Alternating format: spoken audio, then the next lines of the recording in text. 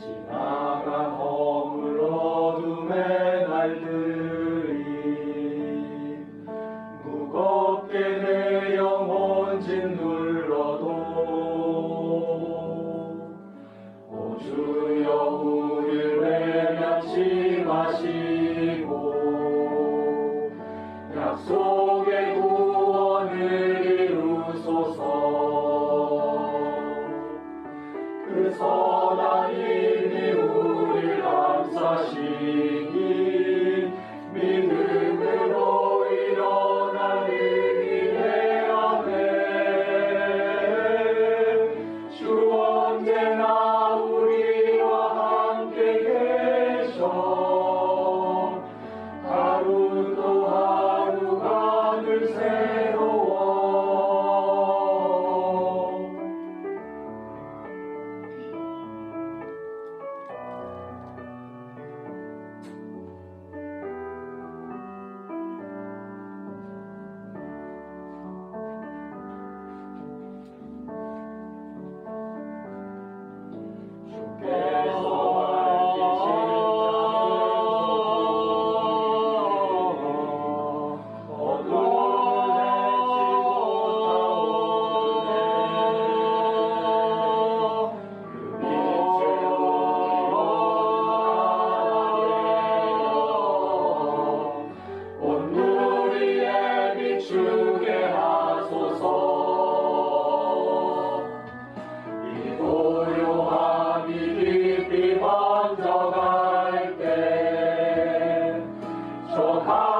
벅찬 노래 들리네.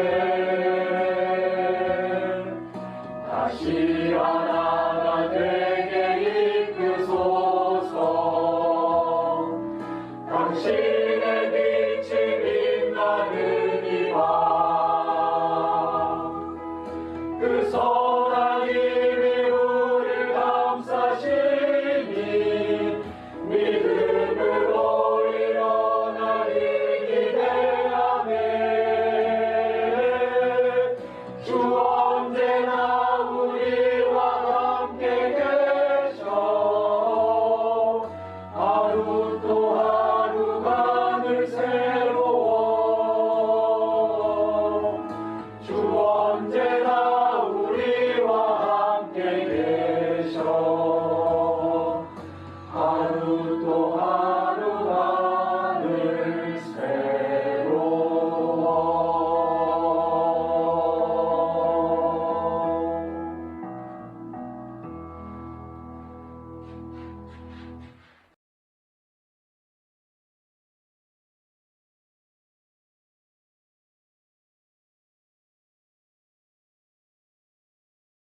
여러분 반갑습니다. 말씀의 빛 새벽 묵상 시간입니다.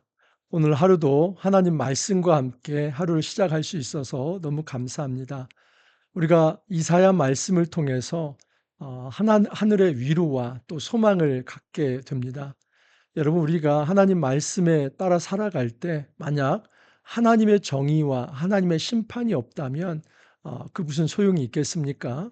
우리가 하나님의 말씀을 따라갈 때에 적어도 하나님 말씀에 순종하고 또 하나님 말씀에 의지할 때 하나님께서 구원하신다는 사실, 어떤 심판 중에도 그 공의의 이제 엄미한 심판 중에도 그의 백성을 구원하신다는 이 사실을 우리가 정말 없다면, 이 소망이 없다면 어떻게 우리가 신앙생활을 할 수 있겠습니까? 여러분, 하나님의 열심은 심판과 또 하나님의 열심은 바로 이 구원으로 나타난다는 거 분명히 말씀을 드렸습니다. 자, 이제 여러분, 이사야서에서 굉장히 중요한 남은 자 사상을 오늘 말씀을 드리려고 합니다. 여러분, 남은 자가 있습니다. 남은 자가 있다는 것은, 그 남은 자는 매우 소수라는 것을 의미합니다.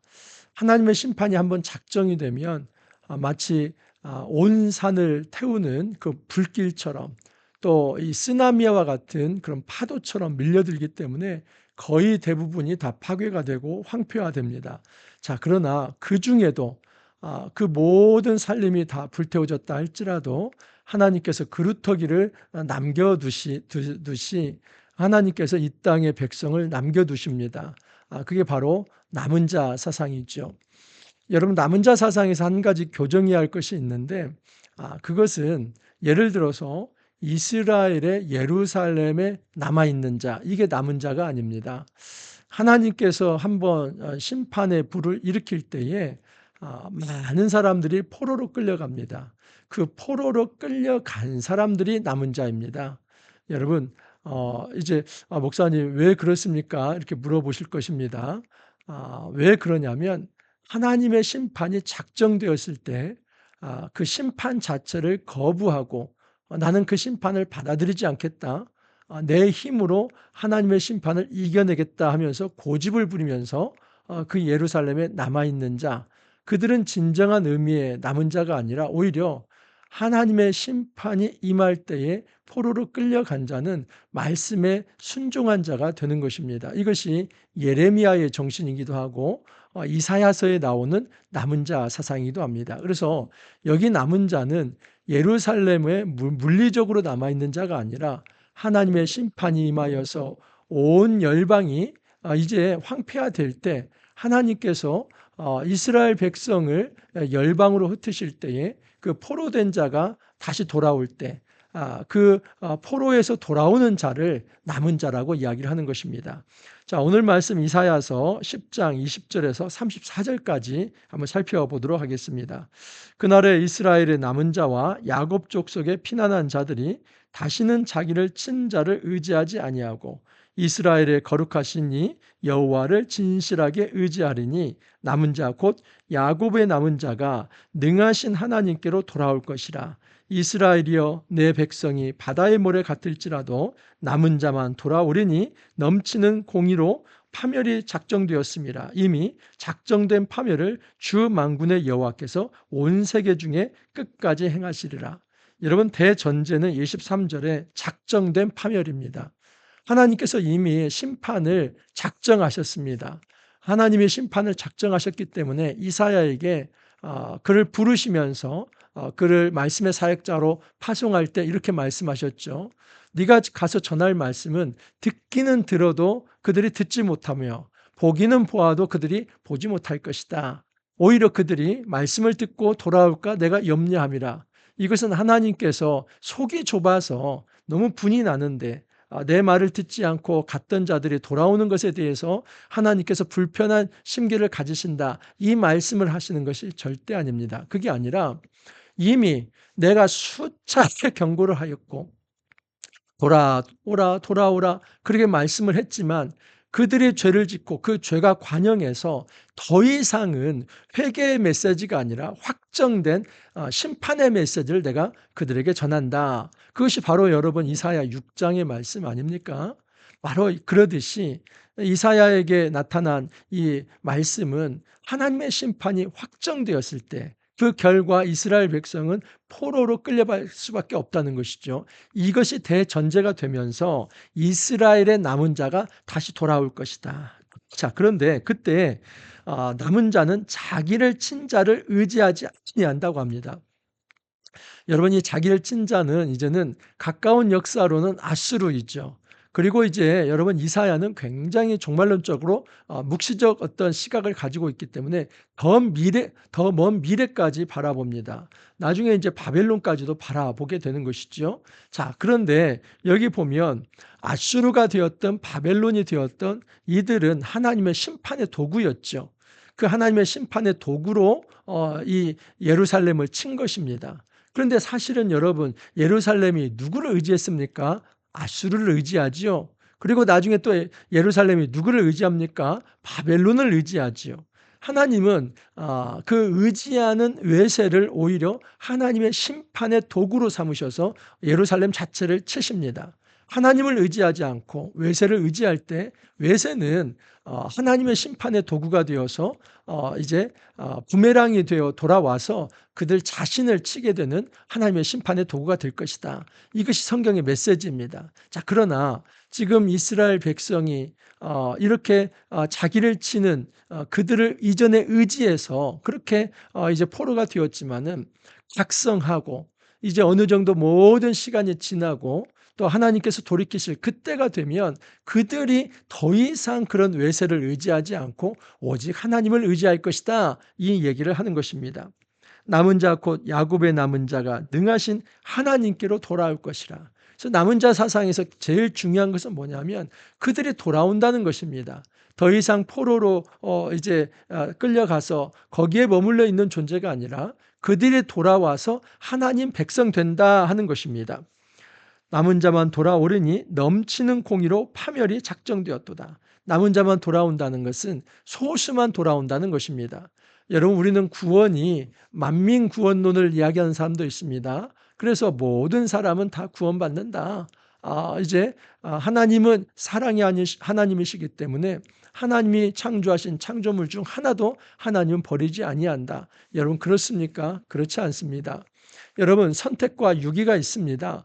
하나님께서 선택한 자만이 남은 자이고 그 선택된 자는 소수이며 그 소수가 구원받을 것을 성경은 일관되게 말씀을 합니다.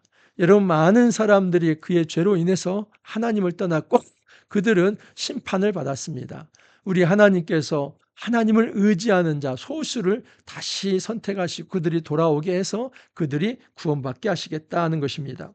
그러므로 주 만군의 여호와께서 이르시되 시온에 거주하는 내 백성들아, 아수르가 애굽이 한 것처럼 막대기로 너를 때리며 몽둥이를 들어 너를 칠지라도 그를 두려워하지 말라. 이제 남은 자 사상에서 하나님께서 말씀하시는 것은 지금 당장은 아니라는 것이죠.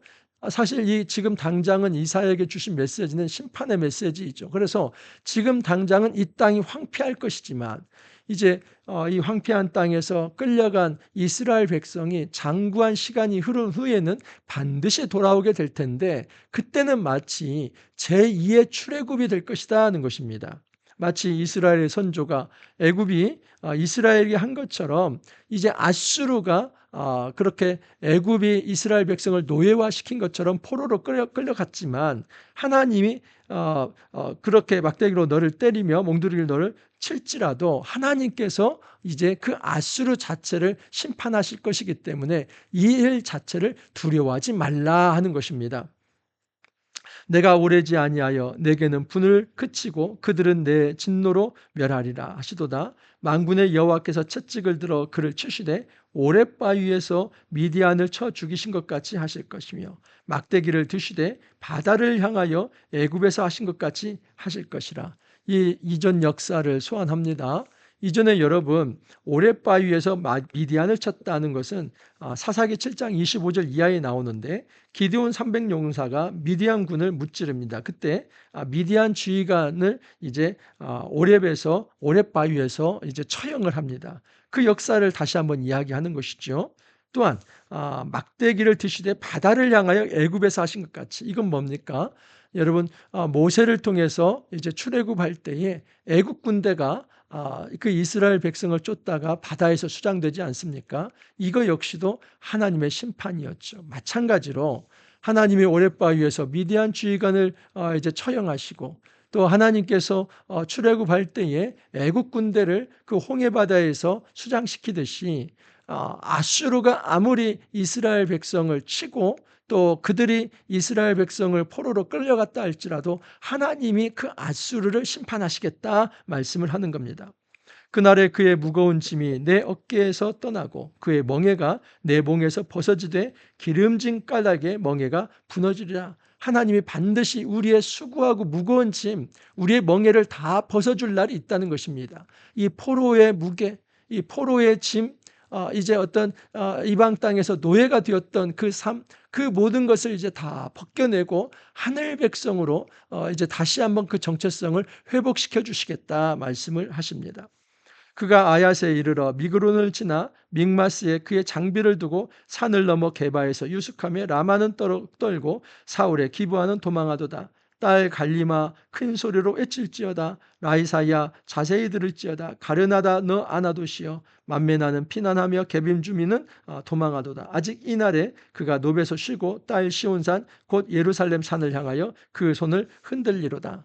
여러분, 이것은 아수르가 침공해 올 때 예루살렘을 빼고 모든 다른 성읍이 이제 정복당하는 것을 말합니다. 실제로 이제 BC 701년에 사네립이 아수르 군대를 이끌고 다른 모든 이제 예루살렘을 빼고 나머지 지역을 점령을 했습니다. 그리고 예루살렘을 포위하며 이 포위전을 벌였습니다. 이 상황을 얘기하는 것이죠. 지금 이 상황을 말씀하시는 건 뭐냐면, 이런 상황에서도 사면 초가가 되어서 예루살렘이 대적에 둘러싸여 있다 할지라도 우리 하나님께서 예루살렘과 함께 하시고 우리 하나님께서 이스라엘과 함께 한다면 그들은 구원받을 것이다. 하나님을 의지하라 말씀을 하는 것입니다. 보라, 주 만군의 여호와께서 혁혁한 위력으로 그 가지를 꺾으시리니 그 장대한 자가 찍힐 것이요 그 높은 자가 낮아질 것이며 쇠로 그 빽빽한 숲을 베시리니 레바논이 권능 있는 자에게 배임을 당하리라. 여러분, 하나님께서 혁혁한 위력으로, 이 혁혁이라는 말은 빛날 혁을 이렇게 쓰는 겁니다. 그래서 어떤 전쟁에서 승리를 할 때 혁혁한 승리라고 하는 것은 너무나 빛나고 빛나는 승리다라고 말을 하는 겁니다. 혁혁한 위력으로 그 가지를 꺾는다. 우리 만군의 하나님께서 승리자가 되어서 아수르를 꺾어버리는 것을 의미합니다. 그 장대한 자가 찢길 것이요 그 높은 자가 낮아질 것이요. 이 아수르는 교만했습니다. 어제 말씀에도 여러분, 그가 자고하면서 하나님처럼 군림했습니다. 그의 힘으로 그가 이방의 나라들을 다 굴복시켰다고 착각을 했습니다. 그런데 그 교만을 하나님께서 꺾으시는 것입니다. 그 가지를 꺾어버릴 것이다.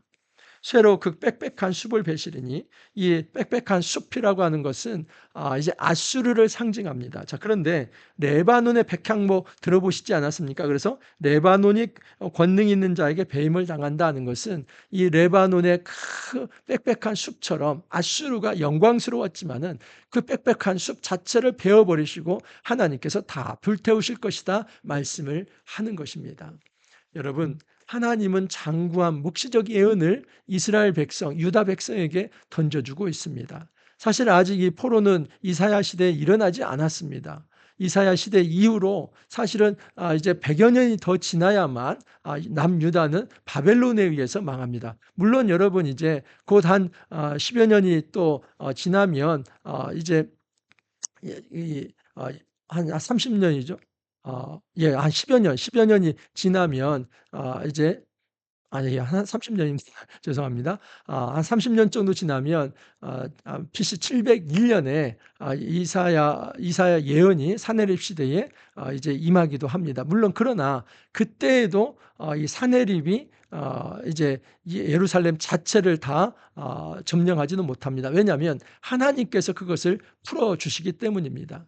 그렇기 때문에 여기에 나와 있는 이 아수르를 하나님께서 다 그 숲을 제거하신다 하는 것은 단기적으로는 BC 701년을 얘기하지만 더 장기적으로는 다가올 이 바벨론 포로까지도 염두에 두고 이 말씀을 하시는 것이다 라고 말씀을 드릴 수 있습니다. 여러분, 계시의 어떤 발전성 속에서 단지 아수르 하나만을 가리키는 것이 아니라 바벨론 포로에서 돌아올 것까지. 근데 그 기초는 바로 이제 출애굽 역사이죠. 출애굽 때 하나님께서 이스라엘 백성을 해방하시고 그들에게 자유를 주셨던 것처럼 제2의 출애굽을 너희에게 허락하실 것이다. 너희들이 죄를 지어서 하나님의 심판이 작정되어서 모든 숲이 불타듯이 다 황폐해지며 포로로 끌려갈 것이지만 그들이 남은 자가 되어서 이제 각성하며 돌아올 것이고 그들이 더 이상 외세를 의지하지 않으며 하나님을 의지할 것이다. 그때에 하나님은 그들에게 진정한 구원자가 될 것이다. 이 메시지를 던져주고 있습니다. 여러분, 우리가 이 땅을 살아가면서 하나님 의지할 수 있기를 바랍니다. 그 의지하는 자가 남은 자입니다. 여러분, 남은 자는 하나님의 심판 속에서도 모든 주권을 인정하며 하나님의 주권을 인정하며 하나님 앞에 무릎 꿇는 자입니다. 여러분, 예수 그리스도를 통해서 우리가 예수님과 연합될 때 우리가 바로 남은 자입니다. 우리가 고집 부리면서 내 자리를 지키는 것이 남은 자가 아니라 하나님 말씀에 순종하면서 그것이 포로의 자리가 되었다 할지라도 그곳에서 하나님을 숭상하며 더 이상 외세를 의지하지 않고 하나님 앞에 무릎을 꿇는 자, 그들이 바로 남은 자입니다. 우리가 이 땅에서 신실한 남은 자로 살아갈 수 있기를 간절히 소망합니다. 기도합니다. 주님 감사합니다. 하나님 말씀 속에서 우리가 이사야서를 묵상할 수 있게 하여 주시고 남은 자의 의미가 무엇인지 알게 하여 주심에 감사를 드립니다. 남은 자는 고집을 부리며 자기 자리를 고수하는 자가 아니라 하나님 말씀을 따르며 그 말씀에 순종하며 하나님의 절대 주권을 인정하는 자가 진정한 남은 자임을 알게 되었습니다. 주님, 하나님 말씀에 저희가 절대 순종할 수 있게 해 주시고 하나님의 주권을 인정할 수 있게 해 주시며 하나님이 어떠한 상황, 어떠한 형편에서도 그 땅 백성 남은 자를 구원하신다는 것을 믿으면서 우리가 외세가 아닌 눈에 보이는 세상이 아닌 오직 하나님만 의지할 수 있기를 원합니다. 우리 하나님, 저희들의 삶을 지켜주옵소서. 저희들을 너무나 연약합니다. 성령과 말씀을 통해서 지켜주셔서 이 땅에서 예수님과 더불어 남은 자로서 귀한 삶, 거룩한 삶 살아갈 수 있도록 주님 붙들어 주옵소서. 주님 감사하옵고 예수님 이름으로 기도하옵나이다. 아멘. 여러분, 하나님 앞에서 우리가 남은 자가 되어서 거룩한 삶 살아갈 수 있기를 바랍니다. 폭염에 지치지 마시고 하나님의 말씀으로 승리할 수 있기를 바랍니다. 오늘 하루도 여러분 화이팅 하시고 또 내일 찾아뵙도록 하겠습니다. 감사합니다.